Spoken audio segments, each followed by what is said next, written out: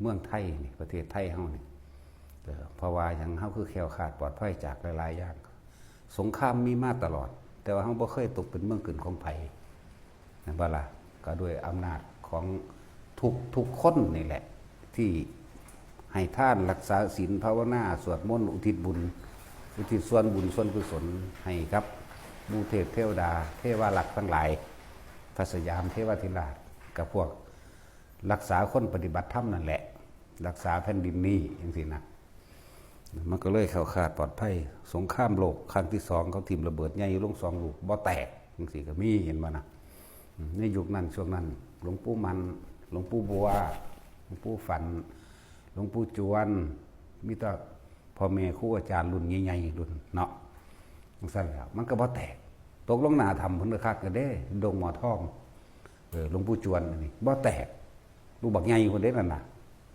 เว้ยแต่แตกก็ตายเบิดแล้วบัดธรรมดาบ่แม่นระเบิดนิดหน่อยซ้ำมันเด้นี่ก็ถังแดงตัวนี่ก็ถังน้ำมันอันนั้น200 ลิตรพุ่นนั่นแหละตกลงตามแม่น้ำเจ้าพระยาแน่นั่นนี่แน่สมัยนั้น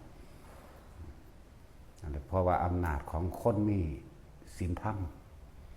ทุกคนนั่นแหละยิ่งมีมากยิ่งปกป้องขอบเขตที่เจ้าของอยู่ได้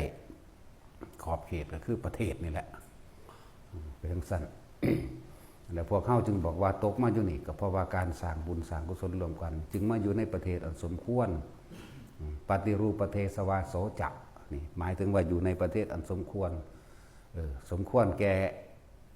บุญที่ตัวเองเฮ็ดไว้สมควรแก่บารมีที่ตัวเองเฮ็ดไว้เด้เขาจึงแคล้วคลาดปลอดภัยตลอดแล้วก็อีกอย่างอีกสงครามเขากับผ่านพ้นมาได้ตลอดบ่ได้ตายมุนบ่แม่นมุนเบิดเมืองเหมือนเขาเนาะของเขาเบิ่งเอาโลดผู้ใดเบิ่งข่าวมุนเบิดเมืองเอาโลดจักสิไปปลูกผักปลูกหญ้าทั้งใดกินทะเลส่งทะเลทรายไปซ้ำบัดนี้ปลูกของก็ยากๆน้ำก็หายากๆลบกันแต่ละครั้งแต่ละคราบอกนั่นแหละพวกใดสั่งสมบุญไว้เคยกระทำบุญกรรมรวมกันมาธาตุดีหรือธาตุแห่งสิ่งธาตุที่เป็นกุศลไหลเข้าสู่ธาตุที่เป็นบุญกุศลแก้กันธาตุที่เป็นธาตุเสียเคยทำความสมรู้ร่วมคิดในกันคำว่าเรามีกรรมเป็นเผ่าพันธุ์เรามีกรรมเป็นทายาทเผ่าพันธุ์ก็หมายถึงว่าคนกลุ่มนั้นเรามีกรรมเป็นทายาทก็คือการสมรู้ร่วมคิดในความคิดเห็นเดียวกันคิดเหมือนกันพูดเหมือนกันทำเหมือนกัน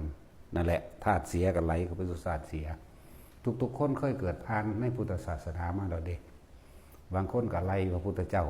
บางจำพวกก็ไล่พระปัจเจกพระพุทธเจ้าเผาอุแองน้ำทุบแองน้ำพระเจ้าถิ่นไล่จูดเผากุฏิวิหารต่างๆใส่ไล่ป้ายสีนี่บ้านนี่ก็ถือกวาดไปจังสันกวาดนี่บ่แม่นผู้อื่นกวาดเด้การกระทำโดยกรรมของตัวเองเด้เป็นตัวดึงดูดกันไปเองใจบ่ล่ะบ่มีพระเจ้าดลบันดาลเด้